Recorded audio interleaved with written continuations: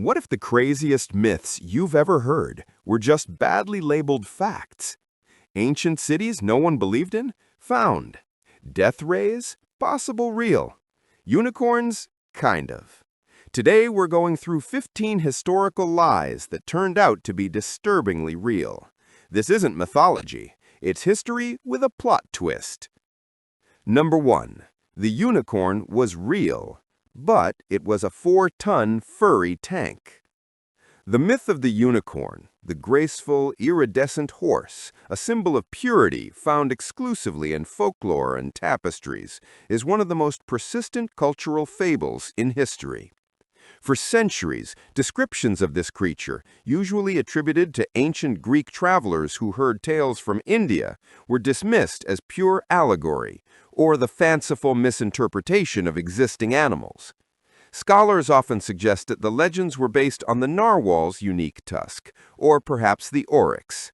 The idea that a single-horned, horse-like mammal once roamed the earth was considered utterly fanciful. However, the real historical inspiration for the unicorn was far more terrifying and infinitely less delicate than the European ideal. The creature was the Elasmotherium sibericum, popularly nicknamed the Siberian unicorn.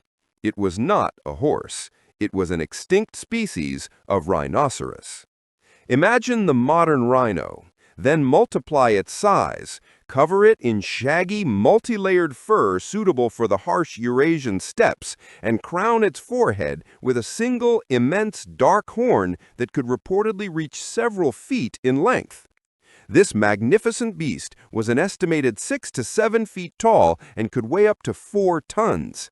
This made it not just a large animal, but one of the largest land mammals of its time.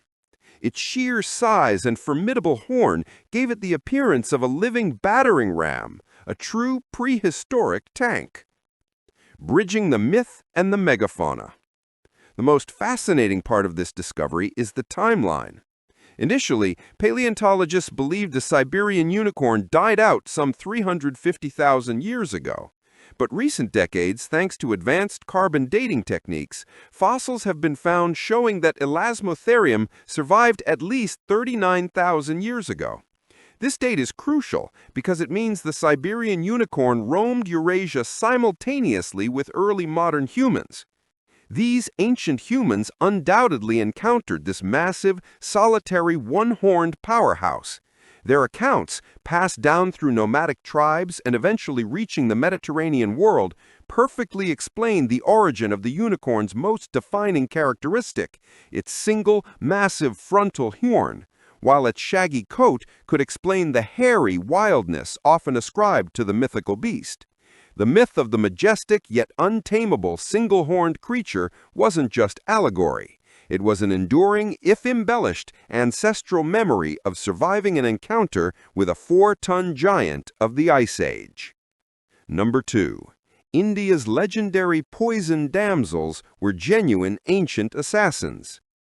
The legend of the Vishakana, or poison damsel, is a narrative thread woven through the ancient history of India, particularly during the powerful Mauryan Empire, c. 322 to 185 BCE. It's a story that seems pulled directly from a pulp fiction thriller. A beautiful woman used as a biological weapon, her touch or breath carrying a lethal dose of toxin. For centuries, Western historians relegated this idea to the category of exotic folklore, a cautionary tale about the dangers of the femme fatale, exaggerated into a literal weapon. The reality, as attested by ancient political and medical texts, was chillingly practical. The process described involved raising young girls from infancy on a carefully controlled, escalating diet of poison and venom, from snake venom to various plant-based toxins. The goal was to build up a physiological tolerance and immunity to the poisons within the girl's body. This process was brutal, dangerous, and likely succeeded only in rare, highly controlled instances, but the result was a living, breathing chemical agent. Over time, the cumulative toxins would be integrated into her bodily fluids, sweat, blood, saliva, and possibly even breath. Texts suggest that intimacy or even a deep kiss could transfer a sufficient dose of venom to kill a target without leaving obvious marks of foul play. This made the poison damsel the ultimate form of stealth assassination. The most compelling historical proof comes from the writings of Chanakya, also known as Kautilya, the chief advisor and prime minister to Chandragupta Maurya, the founder of the Mauryan Empire. Kautilya authored the Arthashastra, a comprehensive, realistic treatise on statecraft, economic policy, and military strategy. This text explicitly outlines the use of poison in warfare and espionage, and it includes detailed pragmatic instructions for employing the Vishakana as agents to eliminate powerful enemies, generals, or rival kings. Furthermore, the legend traveled. Greek accounts of India, particularly those stemming from the post-Alexandrian era, mention these venomous women, indicating the practice was notorious enough to become a documented fact for visiting foreigners. This confirms that the Vishakana were not merely cautionary figures in fairy tales, but a real, specialized, and highly valued tool in the deadly game of ancient imperial espionage, transforming the concept of a toxic relationship into a lethal state policy. Number 3. The Kraken myth was inspired by a colossal 40-foot deep-sea squid. The Kraken is the quintessential maritime monster, a creature synonymous with the terrifying, unknowable depths of the ocean. For centuries, sailors across the North Atlantic and Scandinavian seas traded increasingly exaggerated tales of a beast so vast it was often mistaken for a chain of islands. Its massive tentacles, capable of crushing the hull of a ship, made it the nightmare of countless voyages, universally dismissed by landlocked scientists as a spectacular example of rum-fueled fantasy and mass hysteria. The turning point came not with the discovery of the monster, but with the methodical collection of evidence. What the sailors were describing, a massive tentacled creature with giant eyes, matched perfectly with a known but rarely seen species, the giant squid, Archaeethus dux. While the mythical kraken could theoretically span miles, the real giant squid is terrifyingly huge in its own right. It is one of the world's largest invertebrates, with individuals consistently measured at lengths exceeding 40 feet, or 12 meters, from the tip of the tail to the end of the two longest feeding tentacles. Its eyes are the largest in the animal kingdom, roughly the size of dinner plates, designed to capture the scant light available in the deep ocean. Why the myth persisted? The reason the kraken legend became so pervasive is simple. The giant squid inhabits the bathypelagic zone, the dark, deep ocean, and rarely surfaces. However, when these creatures are sick, dying, or injured, often by their only natural predator, the sperm whale, they sometimes float to the surface. Imagine a 17th-century wooden whaling ship encountering a 40-foot serpentine creature, barely alive, its massive arms thrashing and its colossal eye staring up from the murky water. Such an encounter would be so shocking and overwhelming that any retelling would inevitably inflate the creature's size and power. Furthermore, sperm whale stomach contents and scars found on the whales themselves provide undeniable evidence of violent deep-sea battles with creatures possessing the size and strength described in the myths. The kraken, therefore, was not entirely a fabrication. It was a distorted yet factual eyewitness account of a genuine colossal deep-sea predator that occasionally rose to the surface, validating centuries of terrifying sailor whispers. Number 4. Prehistoric people performed brain surgery and patients survived. If there is one branch of medicine we assume to be a modern invention, it is neurosurgery. The idea of performing delicate, high-risk brain procedures with specialized tools in a sterilized environment seems impossible without 21st-century technology.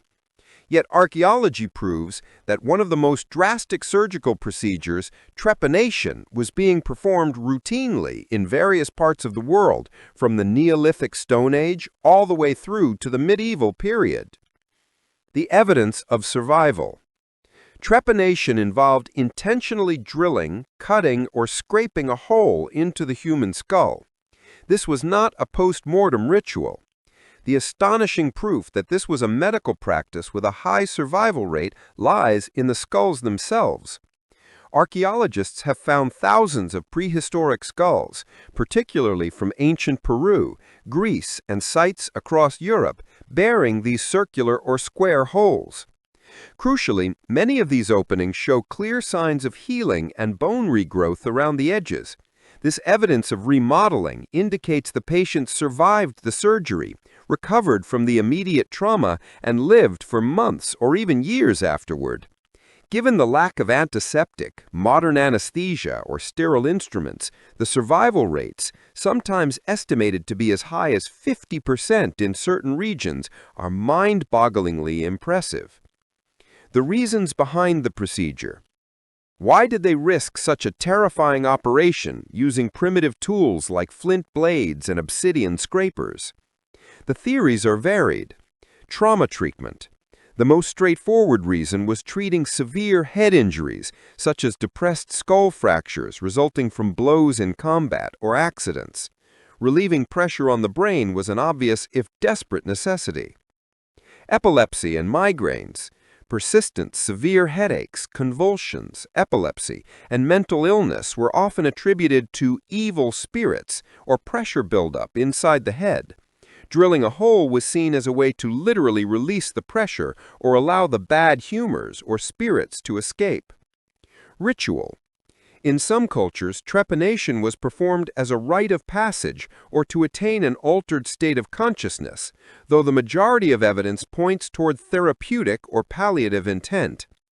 The historical truth is that our ancient ancestors, armed with nothing but sharp stones and courage, were the world's first neurosurgeons, mastering a procedure that remained largely unchanged and fraught with risk until the modern age.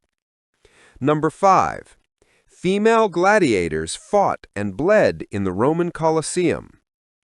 The popular imagination casts the Roman arena as an exclusively masculine spectacle, hulking male slaves and professional fighters battling each other and wild beasts for the roar of the crowd. For a long time, historians dismissed mentions of female gladiators or gladiatresses, plural, and gladiatrix, singular, as rare, sensationalized historical footnotes, or perhaps a misinterpretation of artwork. The belief was that Roman society would never allow noble women, or even common women, to take part in such a dishonorable, brutal profession. Archaeological confirmation was shattered when archaeology provided undeniable proof. One of the most famous pieces of evidence was the discovery in 2000 of a grave in London containing the remains of a woman buried with the expensive, ceremonial honors usually reserved for a high-status gladiator. Other archaeological finds have confirmed the existence of these fighters. The Halicarnassus relief, a marble relief dating from the 2nd century AD, clearly depicts two female fighters named Amazon and Achillea, locked in combat, both wearing full gladiator armor but no helmets to show their faces. The inscription confirms they fought to the editor's satisfaction, suggesting they may have been awarded a draw. Literary sources. Roman writers like Tacitus and Juvenal were outraged by the practice, not because it was impossible, but because high-born women were participating in such a vulgar, brutal spectacle. Tacitus mentions female involvement in games held by Emperor Nero, and Juvenal mocks a rich woman for training with a spear in her hand and seeking the dishonorable wounds of the arena. The gladiatrix in the arena. The female fighters were not just a sideshow, they were professional fighters, though their appearances were likely more rare and sensational than their male counterparts. They used traditional weapons, swords, shields, and helmets, and often fought each other or were pitted against smaller beasts. Emperor Septimus Severus eventually issued a formal decree around 200 AD banning women from participating in gladiatorial combat, confirming that the practice had become sufficiently popular and widespread to require specific legislation to stop it. The historical reality is that the allure of fame, fortune, and the spotlight of the arena transcended gender in ancient Rome. These women, the true gladiatresses, defied social norms and fought with the same ferocity as any man, spilling their blood for the roaring crowds of the Colosseum. Number 6. The vengeful white whale, Moby Dick, was based on the actual Mocha Dick. The literary masterpiece Moby Dick, 1851, by Herman Melville, chronicles Captain Ahab's obsessive, ruinous quest to destroy an impossibly large, sentient white sperm whale. The book is lauded as a profound American novel about obsession, fate, and the limits of human knowledge. For readers, the antagonist, Moby Dick, is often viewed as a purely symbolic, mythological figure, an embodiment of untamable nature. The legend of Mocha Dick. Melville, however, was not inventing a monster from whole cloth. He was adapting a famous, terrifying, and very real legend of the Pacific whaling grounds. This legend belonged to Mocha Dick, a genuine, massive albino sperm whale known to whalers in the early 19th century. Mocha Dick earned his fearsome reputation near the Chilean island of Mocha.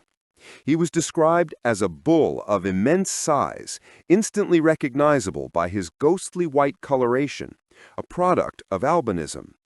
But his most defining trait was his behavior. Unlike most sperm whales that would flee when attacked, Mocha Dick would actively turn on his pursuers. He was a whale that seemed to bear a personal, deep-seated vendetta against the whaling industry. The real-life terror of the Pacific. Reports indicate that Mocha Dick survived scores of encounters, carrying numerous embedded harpoons from different nations as grim trophies. He was responsible for sinking or severely damaging dozens of whaling ships and killing many crewmen. He was the ultimate maritime guerrilla warrior. The whalers who lived to tell the tale spoke of him with a blend of absolute terror and grudging respect, transforming him into a legendary figure, the undisputed bane of the Pacific. Melville synthesized this true-life terror with another famous incident, the sinking of the whaler Essex by a provoked sperm whale in 1820, to create his novel. Therefore, the core of the novel is not a fantastical invention, but a faithful reflection of a terrifying historical reality, the relentless, calculated aggression of a real-life sea monster who had decided that mankind was the species that needed to be hunted. Number 8.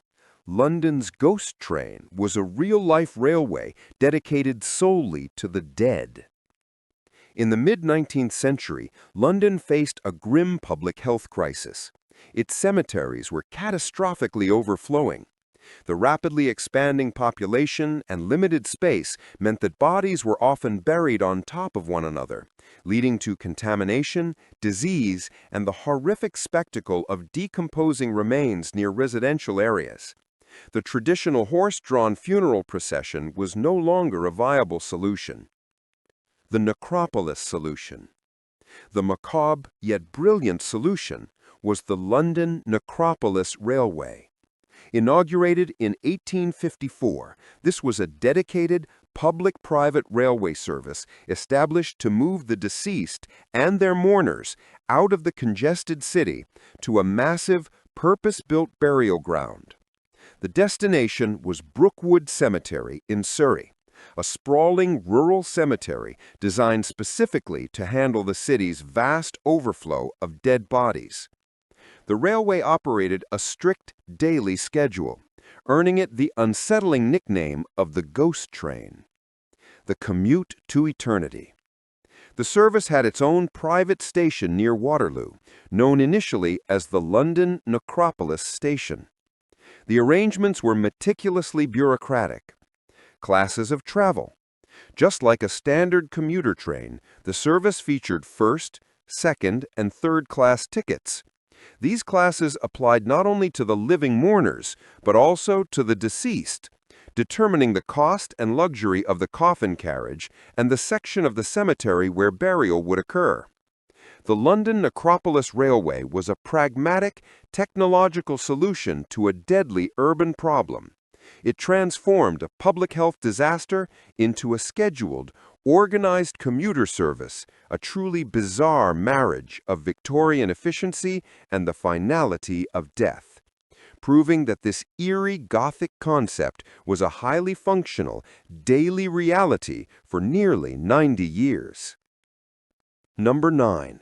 The mass disappearance in the Pied Piper of Hamelin story is a terrifying historical fact. The tale of the Pied Piper of Hamelin is familiar to every child. A magical piper eliminates a rat infestation, is cheated out of his pay by the ungrateful mayor, and takes revenge by using his music to lure all the town's children away, never to be seen again.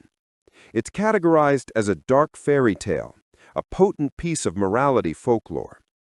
However, the core of the story, the mass vanishing of children, is rooted in a genuine, traumatic historical event that occurred in the German town of Hamelin in the year 1284.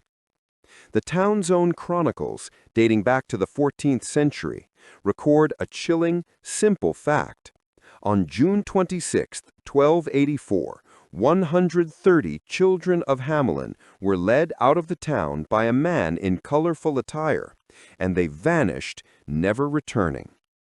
The oldest known inscription from 1384, placed on a house near the event, states, "In the year 1284, on the day of Saints John and Paul, the children of Hamelin were led out by a piper in colored clothes and lost on the Koppen, a nearby hill." Theories of the missing youth. While the magical pipe and the rats were likely added later to provide a narrative framework for the event, the mass loss of youth remains historically confirmed, prompting centuries of disturbing theories. Emigration or colonization. The most accepted theory suggests the piper was a recruiter, a locator, hired to lead young adults, often referred to as Kinder or children in medieval German, out of overpopulated Hamelin to resettle and colonize new lands in Eastern Europe like Transylvania or Brandenburg. Disastrous crusade. Another theory suggests the youth were recruited for a disastrous military campaign or a religious crusade that never returned. Plague epidemic. The loss may have been caused by a sudden epidemic, although the account of being let out doesn't fit the pattern of mass death. The key takeaway is that the most horrific part of the fairy tale, the sudden, inexplicable loss of nearly an entire generation of children, is a historical fact. The town mourned the loss for centuries, but the true reason for the disappearance remains one of history's great, dark, unsolved mysteries. Number 10. The summit of Mount Everest is literally covered in ancient marine fossils. The image of Mount Everest is that of an impossibly high, desolate peak of snow and granite, the ultimate testament to continental collision and geological force. When explorers began to seriously chart the Himalayas, the idea that the summit of the world was made of something else was scoffed at. Yet one of the most mind-bending geological facts proved the myth of Everest's pure mountain composition wrong. The sea floor at 29,000 feet. The summit pyramid of Everest is not pure granite, but is composed of marine limestone. This rock is packed with the fossilized remains of ancient ocean life, creatures that swam in warm, shallow seas. Geologists have collected samples of ammonites, crinoids, and other invertebrate fossils from the very highest peaks. It sounds utterly absurd. How could evidence of life that existed miles beneath the waves end up at the highest point on the planet? The power of plate tectonics. The rock that forms the Himalayas today was once the floor of the Tethys Ocean. Approximately 50 million years ago, the Indian subcontinent, a massive tectonic plate, began to collide with the Eurasian plate. This wasn't a gentle meeting. It was a slow-motion, powerful collision.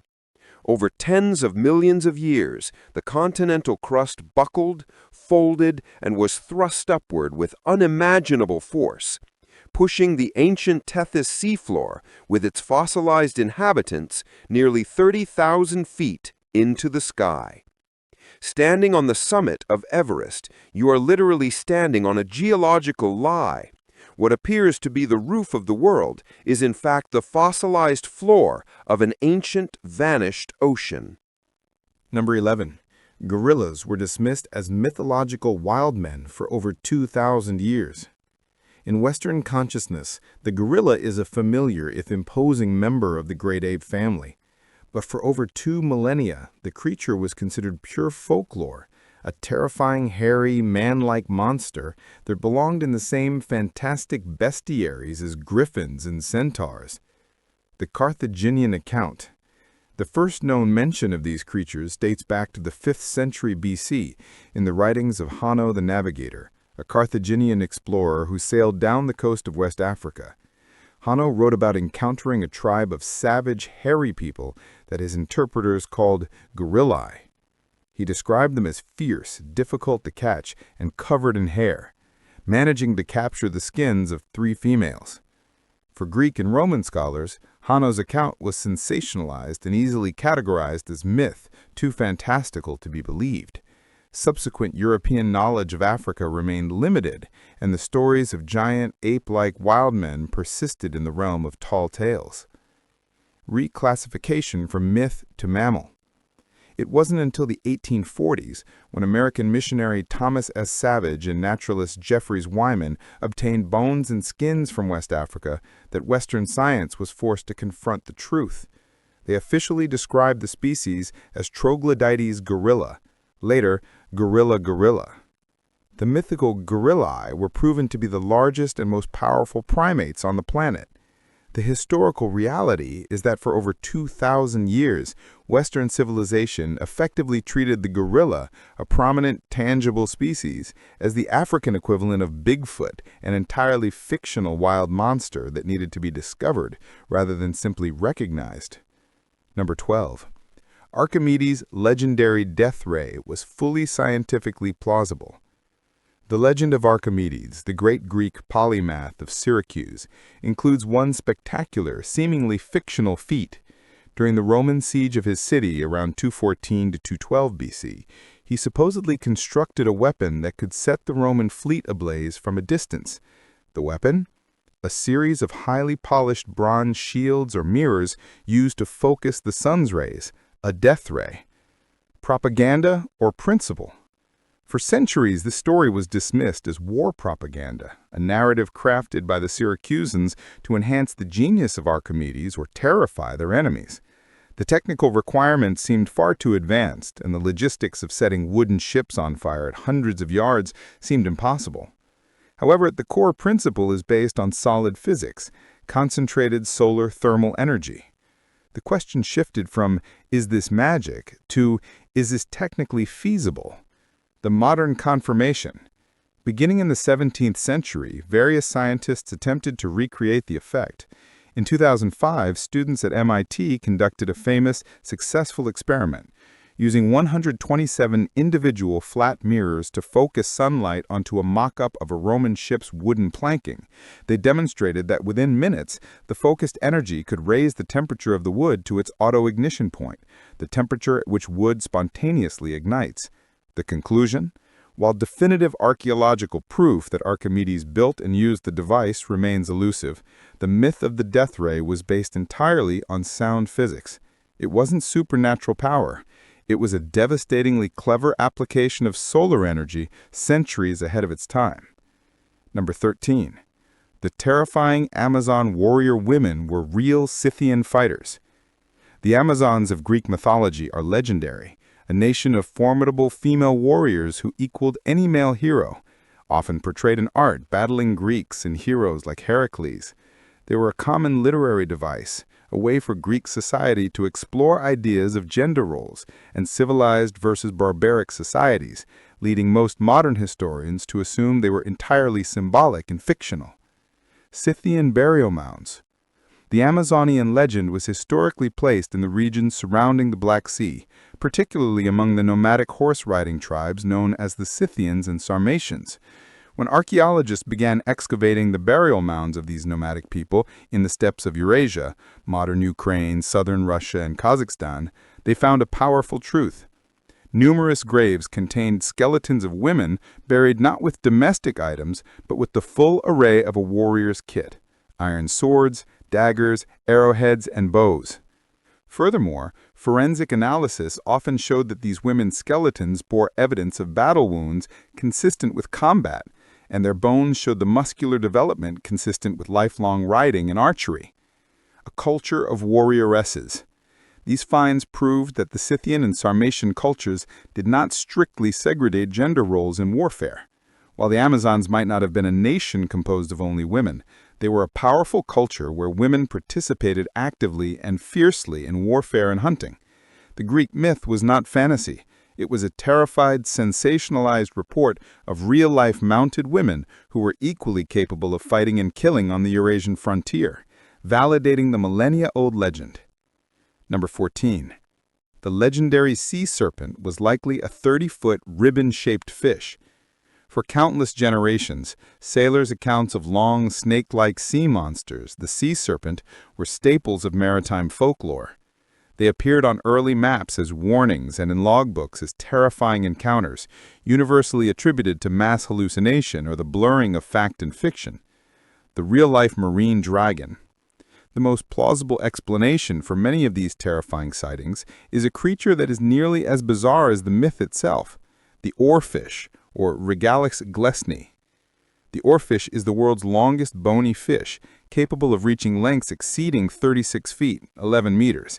Its physical characteristics make it a perfect candidate for the mythological serpent. Shape: it has a distinctive, ribbon-shaped, silvery body with a delicate-looking, undulating movement. The crest: it possesses a bright red dorsal fin that runs the entire length of its back and often rises like a mane or a crest above its head, giving it an otherworldly appearance. Why they surface? The oarfish lives in the deep ocean, but when it is sick, dying, or severely injured, it loses buoyancy and floats to the surface. An 18th-century sailor encountering a 30-foot-long, silvery, crowned serpentine creature writhing near the surface would naturally describe it as a terrifying dragon or sea serpent.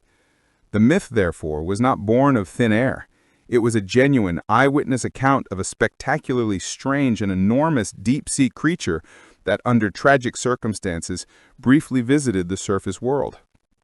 Number 15. The existence of pygmies was known to ancient Egyptians 4,000 years ago.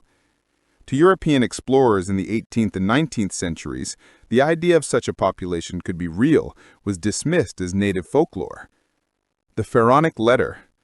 This Western dismissal stands in contrast to the absolute certainty of the ancient world. The existence of these people was a known, documented, and celebrated fact for the ancient Egyptians over 4,000 years ago. The most famous piece of evidence confirming this knowledge is a letter dating back to the reign of the child pharaoh Pepi II. The letter was sent to Harka, an Egyptian expedition leader who was returning from an extensive trip to Central Africa. Pepi II enthusiastically commanded Harka to take the utmost care of a dancing dwarf of the God's land he was bringing back, promising the expedition leader immense rewards. A documented reality. The Egyptians referred to these people, likely ancestors of modern Twa or Motuti populations, as Deng or Dam.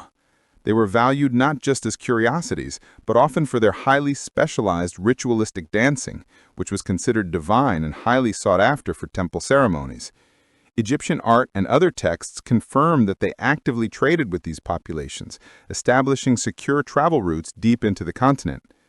What later Europeans relegated to the realm of myth, the ancient Egyptians regarded as a long-documented and celebrated reality, proving that the earliest contacts between civilizations often held truths that later generations chose to forget. So there you have it.